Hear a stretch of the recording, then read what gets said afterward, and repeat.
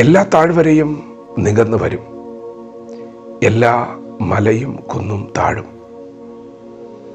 വളഞ്ഞത് ചൊവ്വായും ദുർഘടമായത് നിരന്ന വഴിയായും തീരും. സകല ജഡവും ദൈവത്തിൻ്റെ രക്ഷയെ കാണും.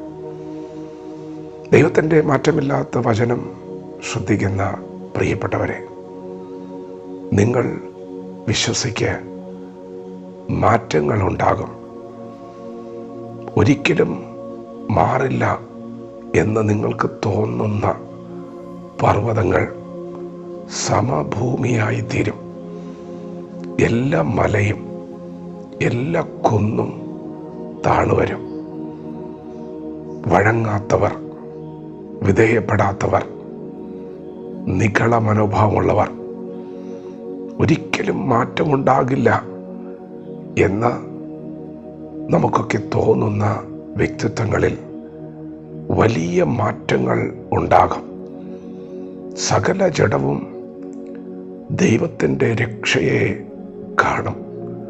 പ്രിയപ്പെട്ടവരെ, അങ്ങനെ ഉള്ള മനോഭാവങ്ങളുടെ പുറകിൽ പിശാചിൻ്റെ പ്രവൃത്തിയുണ്ട്. പൈശാചിക ശക്തികളാണ് അങ്ങനെയൊക്കെ പെരുമാറുന്നത്. ആ സ്വഭാവത്തിൻ്റെ പുറകിൽ പിശാചിൻ്റെ കരങ്ങളാണ്. എന്നാൽ യേശുക്രിസ്തു ക്രൂശിൽ തകർക്കപ്പെട്ടപ്പോൾ എല്ലാ വാഴ്ചകളും എല്ലാ അധികാരങ്ങളും ആയുധവർഗം വെച്ചു. എല്ലാ ശക്തികളെയും യേശു പരസ്യ കാഴ്ചയാക്കി.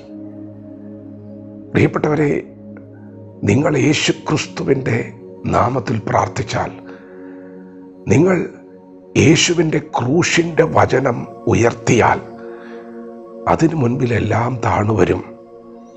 മാറ്റങ്ങളുണ്ടാകും, രൂപാന്തരമുണ്ടാകും, വലിയ വ്യത്യാസങ്ങളുണ്ടാകും. നിരപ്പിൻ്റെ ശുശ്രൂഷയാണ് യേശു ചെയ്തത്. പിശാചിൻ്റെ പ്രവൃത്തികളെ അഴിക്കുവാനാണ് ദൈവപുത്രൻ പ്രത്യക്ഷനായത്. പ്രിയപ്പെട്ടവരെ, മാറ്റം ഉണ്ടാകും. വിശ്വസിക്കുക. നിങ്ങൾ വിശ്വാസത്തോടെ പ്രാർത്ഥിച്ചാൽ മതി, പ്രഖ്യാപിച്ചാൽ മതി. ഇന്ന് മാറാതെ നിൽക്കുന്ന ചില പർവ്വതങ്ങൾ നിങ്ങളുടെ മുൻപിൽ സമഭൂമിയാകാൻ പോവുകയാണ്. സ്വഭാവങ്ങളിൽ മാറ്റങ്ങളുണ്ടാകും, വ്യക്തികൾക്ക് മാറ്റങ്ങളുണ്ടാകും. യേശുക്രിസ്തു രൂപാന്തരം നൽകുന്ന ദൈവമാണ്. ക്രൂശിൻ്റെ വചനം ദൈവശക്തിയാണ്. നിങ്ങളുടെ പ്രാർത്ഥനയ്ക്ക് ശക്തിയുണ്ട്. മാറ്റങ്ങൾ സംഭവിക്കാൻ പോവുകയാണ്. യേശുവിൻ്റെ വചനത്തെയൊക്കെ ഇന്ന് ധിക്കരിച്ച് നിൽക്കുന്നവർ നാളെ യേശുവിനെ കർത്താവായി സ്വീകരിക്കും.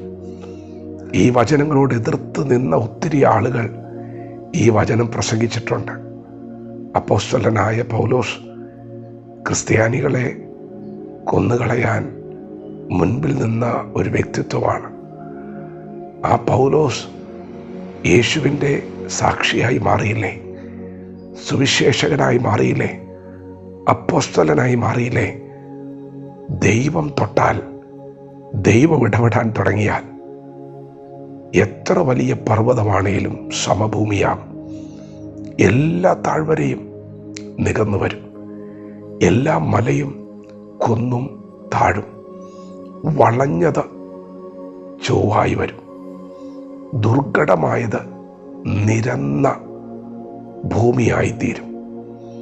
വിശ്വസിക്കുക, ദൈവം നിങ്ങൾക്ക് വേണ്ടി അത്ഭുതങ്ങളെ ചെയ്യും. വിശ്വസിക്കുക, നിങ്ങളുടെ പ്രാർത്ഥനയിൽ അത്ഭുതങ്ങൾ സംഭവിക്കും. യേശുക്രിസ്തുവിൻ്റെ നാമത്തിൽ സകലതും നികന്നു വരും. വിശ്വാസത്തോടെ വചനത്തോട് പ്രതികരിക്കാം. ദൈവം നമ്മെ ഓരോരുത്തരെയും ഈ പകൽ അനുഗ്രഹിക്കുമാറാകട്ടെ. ആമേൻ.